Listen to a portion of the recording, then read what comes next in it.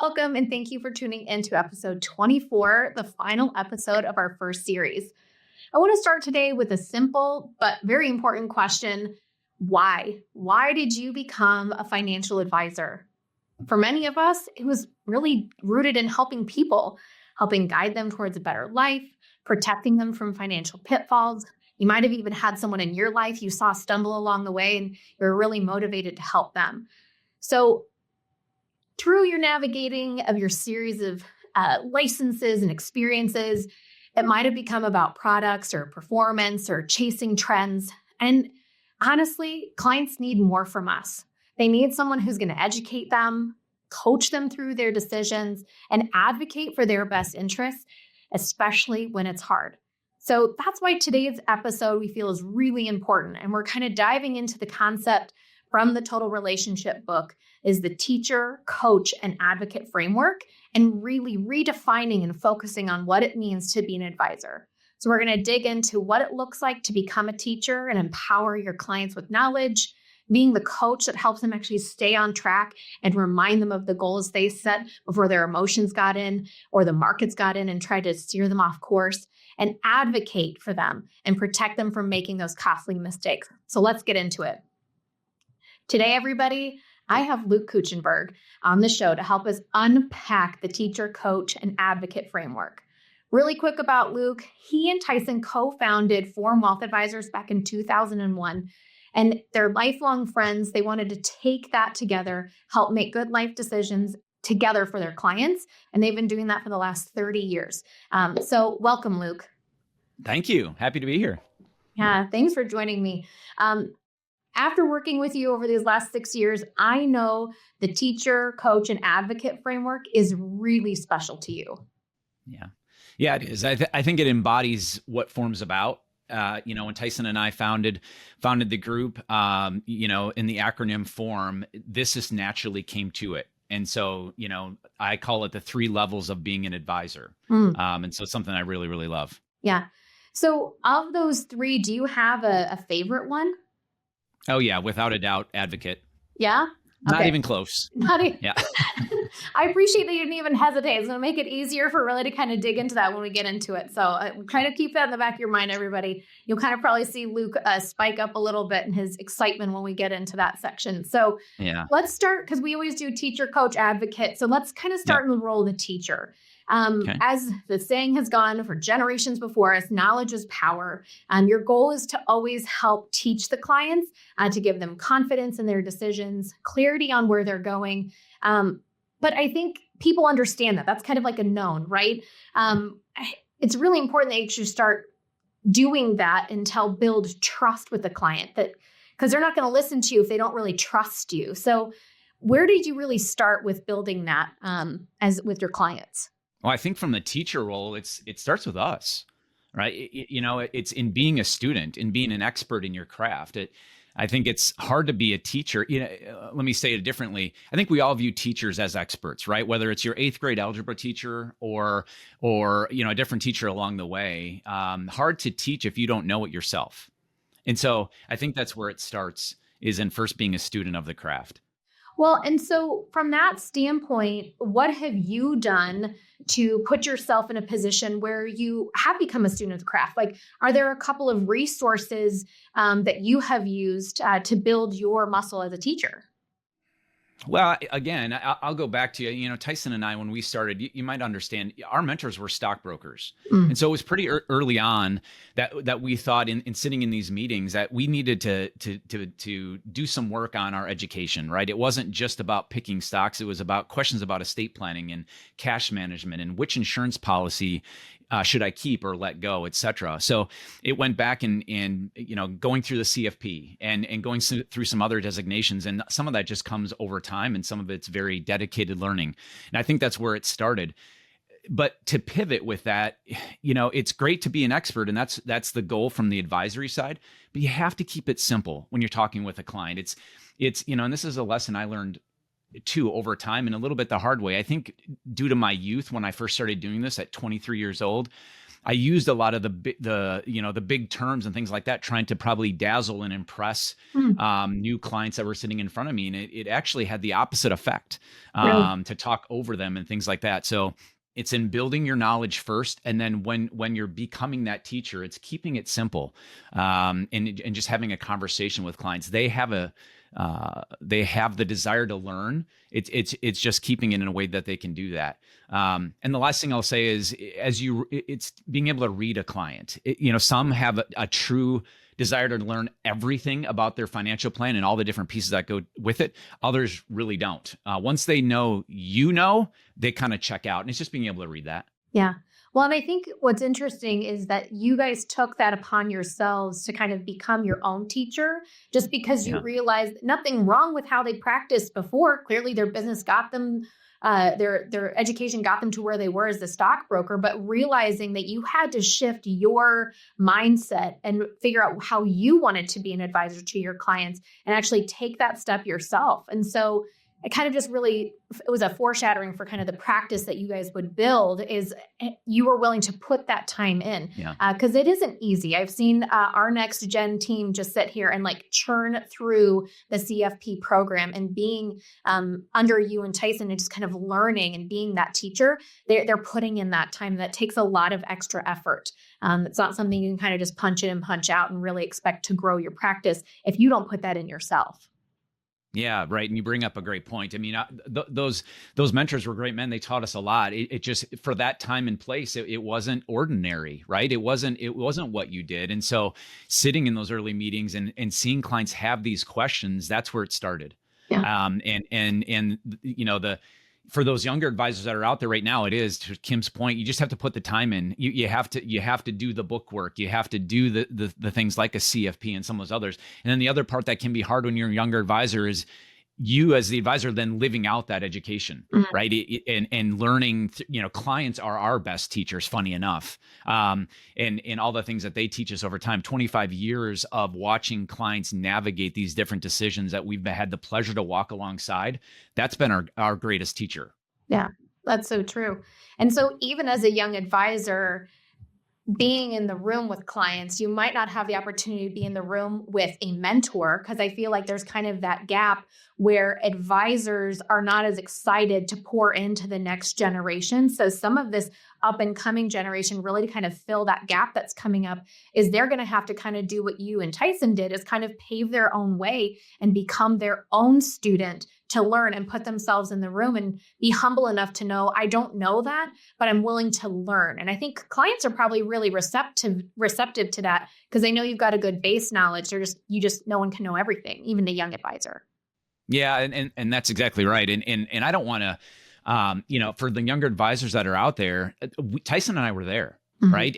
And so I that's close to my heart, of not sitting with, early in our careers, we, didn't have the mentors by our side, and we just had to go in and like you said, use that knowledge and truly be humble when the time came to say, I don't know that, but I know where I can find it. Yeah. People and clients appreciate that. And that's, again, kind of the beginning of what we're going to talk about today too, is building that relationship. Yeah, absolutely. And so the thing that you said earlier, I think, is really important that we kind of land with before we move on.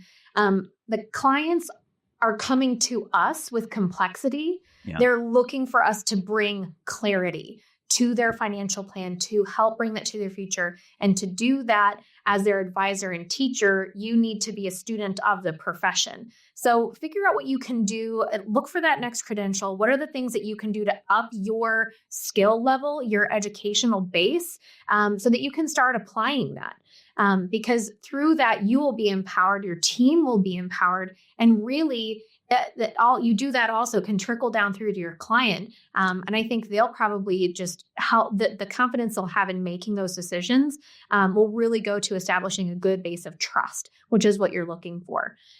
Luke, anything else you want to add on that before we move on? No, I don't think so. I think you summed it up well from that standpoint.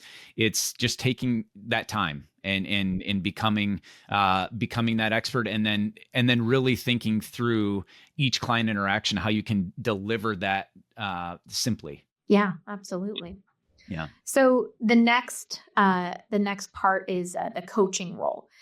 We all have had either good or bad coaches in our life. And so this might touch on a really tender spot for some, but I'm going to ask you to kind of put some of that aside and just really hear what we're saying about being the coach for your clients. The teaching part of this is really helpful to start first because it gives you the knowledge, but coaching is really that next step. It's about guiding them to actually act, to move forward, to hold them accountable to those goals. It's a great way of building the intentional total relationship instead of that instant one. And really, if you think about a good coach you had in the past, they knew what you wanted to do. They knew how to encourage you and get you where you wanted to.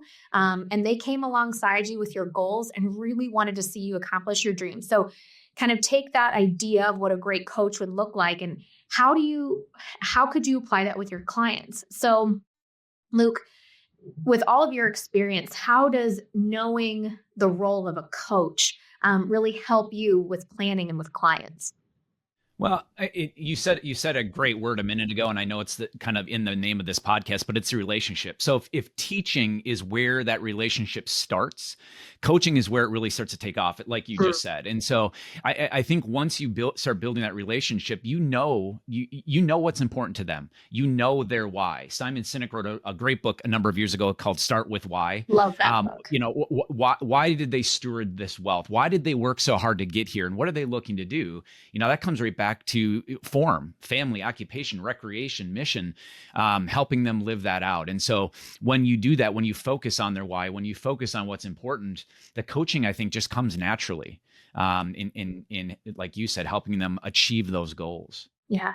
Well, and I think sometimes we often forget the compass. Like they're telling us where they want to go. And so we use that compass to help them get there. And instead of letting the distractions of the media or whomever was just elected to office or the circumstance where they didn't get the bonus they thought they would or whatever's changing in their life, as the coach, it's your opportunity to help make sure they stay on track and all those distractions don't take them off track.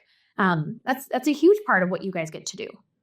Yeah. And I love that you used the word opportunity because that's what it is. Yeah. Again, each of these phases, I think a lot of colleagues and some very good ones get stuck in some of those. They believe that they're only a teacher.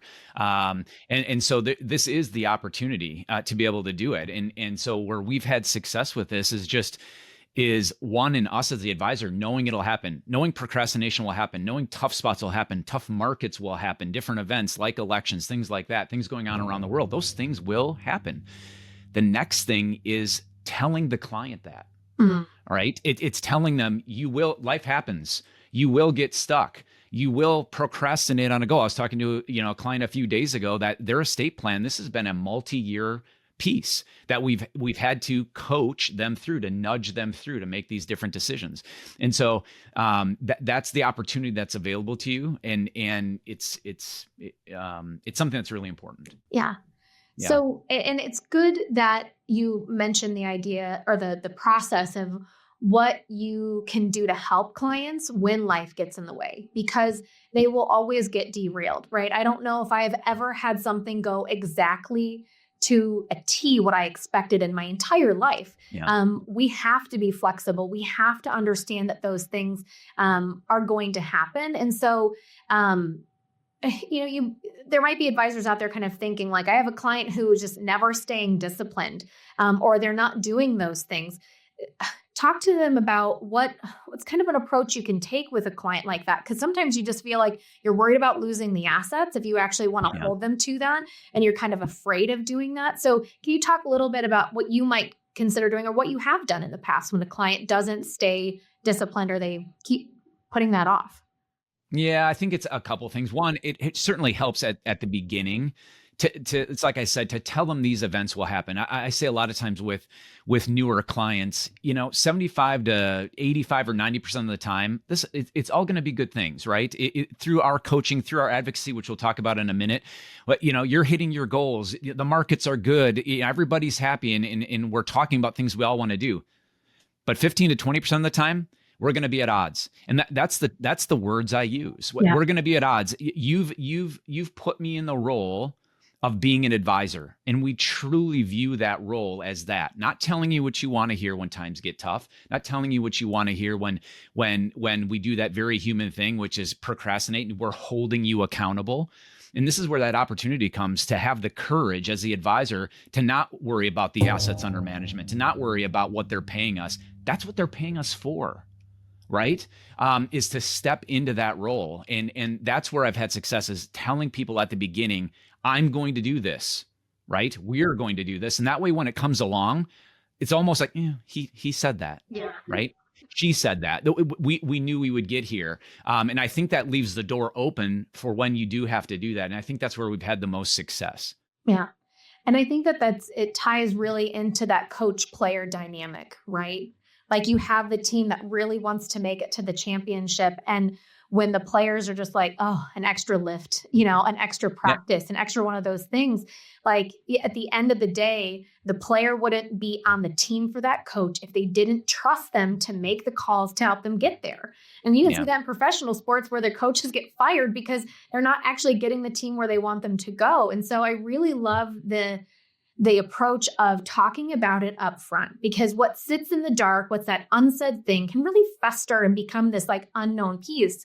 And I think there's a lot of respect that's gained between the client and the advisor when that's just all out on the table at the beginning, because you are coming from a place of a deep relationship and trust with the client, that you are there to coach them to their goals. And we're not always going to be aligned, but you are always my focus. Getting you to where you want to be is my focus. So I love that, Luke. Anything else you want to share with them before we scoot into your favorite one? Yeah. It's again, this word relationship. It's continuing to build that. But when you do that, they seek you out, right? They put you in that position to be that coach. And it might sound like a nuance, but that's really, really important when you do that. And again, if you're somebody that maybe didn't start that conversation at the beginning, don't fret. There's ways to step into that by starting I like to start every annual planning review with, what after the generalized, how's the family, how you doing, what trip did you just go on? Let's start with, what questions and concerns do you have? Giving them that opportunity to be able to get those things off the table. Kim, you said something a minute ago. It's giving them, kind of that the ability to talk about what they're concerned about, or where they may be embarrassed that they procrastinated on a goal. I've seen clients in these last 25 years, when they know we're getting to estate plan, which seems to be one that gets procrastinated on a lot. They look at each other like, are you going to say it, or am I? Yeah, we didn't do it again. Another year went by and we didn't do what you said, right? Or what you recommended. So it's making it, a conversation, and knowing that you're a safe place, a safe harbor for that, and that they know you're going to nudge them in the right direction for their goals. Well, and even for the client who I'm thinking about the do-it-yourselfer for a really long time. They're finally getting to a place where they don't want to be messing around with their stock portfolio and picking and selling and buying. And they've done a good job, or they might not have even done a great job, and they're just really embarrassed. And so it's good for them to know that they've got a safe place to kind of bear all that out. And it's not going to be lorded over them, because we've all had those experiences where there's been that shame or embarrassment. You go to somebody and they hold it over your head. Like, it's not like you're going to sit there and shame your clients that they haven't got their estate stuff. The accountability as the coach really is to hold them to making sure you are doing what's best for them, but not to pile on or let it become a toxic part of the relationship. Right. Yeah. Exactly. Yeah. So Luke, let's get into the advocate role. Teaching and coaching, we know, are just really essential. And I honestly think it's really foundational to becoming an advocate, because at the end of the day, if you've not been there to help guide them as the teacher, to coach them to get there, it's really hard for you to step in the role as the advocate and stand in their corner, protect them from those risks, and keep going and working towards actually getting what they were saving for, working towards. So in those relationships that you have, it might be as simple as just keeping them on track, as all advisors do. But what do you see as like the number one way you support your clients as being their advocate? I love, from an advocate standpoint, there's a lot that I love. That's why it's my favorite. But I think the biggest one is taking that. I'm going to show my nerdy financial planning roots here, but taking that beautiful paper plan, or maybe I just showed my age too, right? That beautiful digital plan that beautiful digital plan up on the screen up there, There you go. and giving it life, breathing life into it, right? Helping a client live it out. I feel, that I tell clients all the time, the plan is as good as the day I printed it. That's not what you're paying us for. You're paying us to create it, but then to ongoingly have this act of planning. That's where the value is. And that's where we step in as an advocate, is helping them live that out. There's something about the stewardship that helps people get to the point where they can be financially independent, where they can be retired, that works against them when it's time to spend it. Yep. 25 years ago, I never would have believed we have a harder time getting clients to spend money than I do to save it.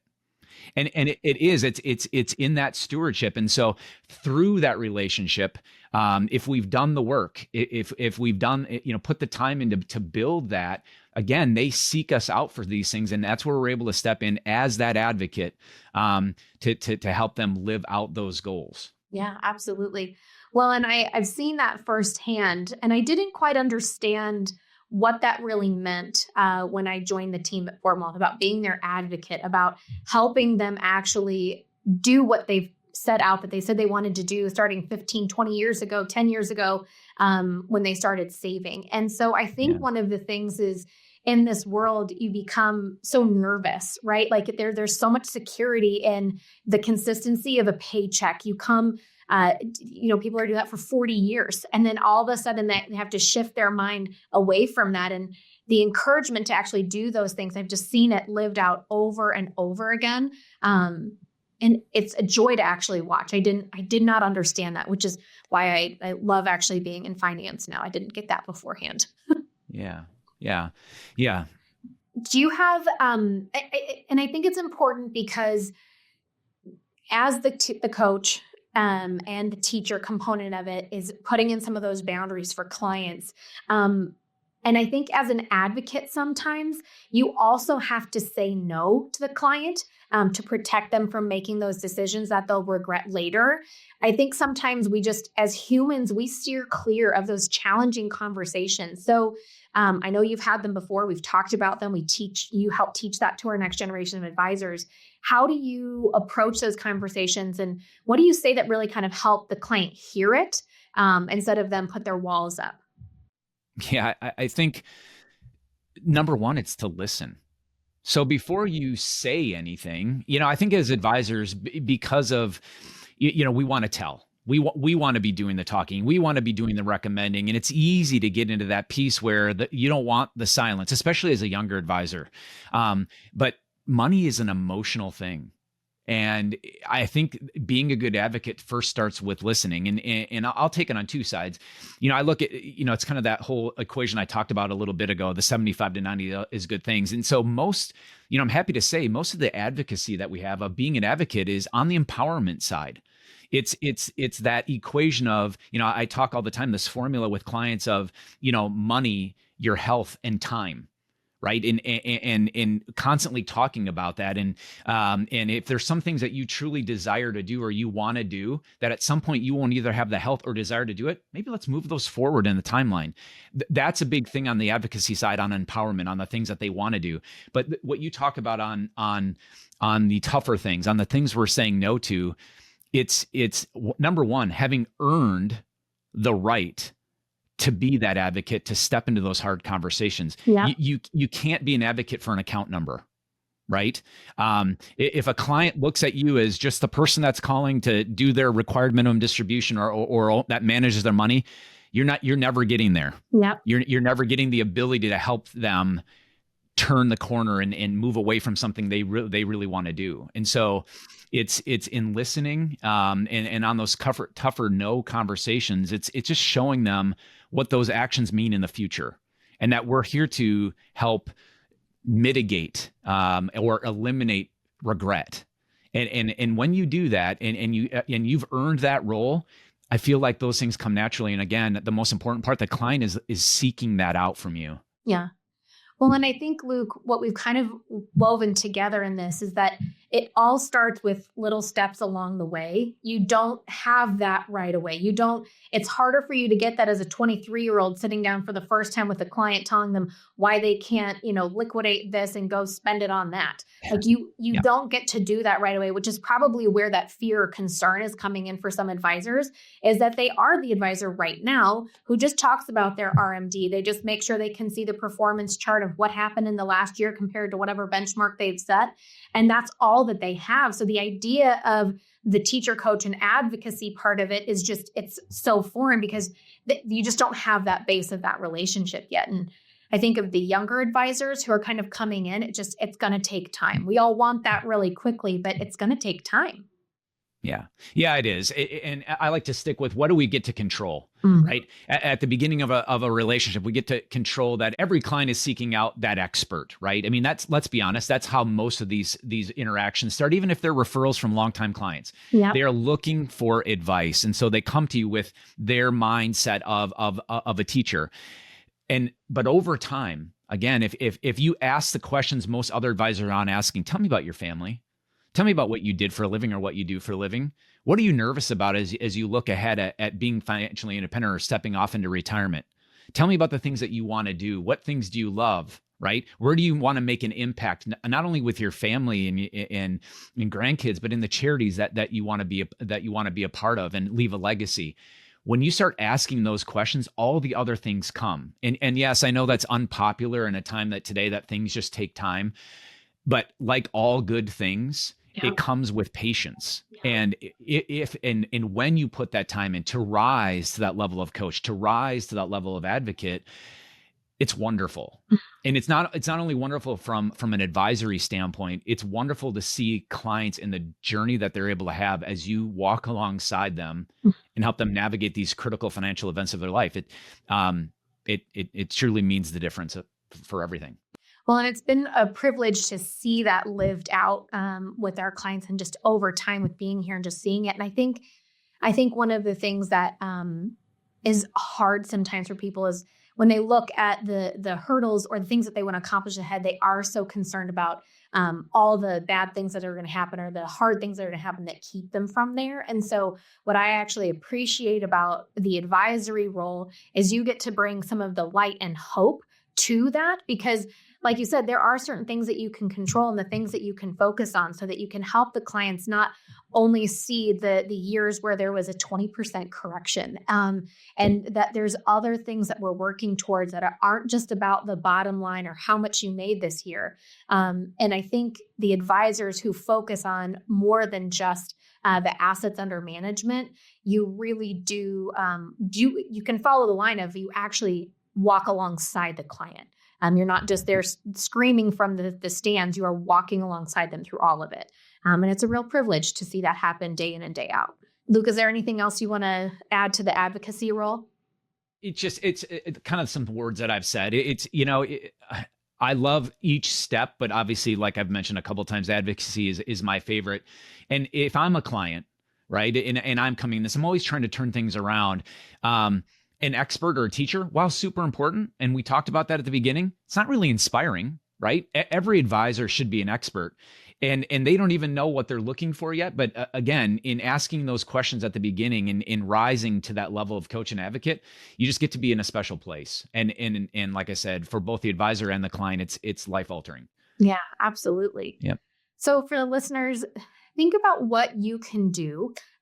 There's probably actually a client who came to mind when you were listening to this, and how can you make a conscious step towards leveling up your relationship with them and being their coach and advocate. Teach them something new. You already have probably an idea of what something you can coach them through, and how can you focus on advocating for their best interest and really building that deeper relationship. I'd love to hear how you are making deeper connections with your clients as your focus shifts beyond the numbers to their lives. Luke, thank you so much for joining me today. It was a pleasure to have you on here and just sharing your wisdom with our listeners. Yeah, thank you. It was fun. Glad to have you. Everyone, that's a wrap of Season 1 Total Relationship Podcast. Thank you for tuning in. Until next time.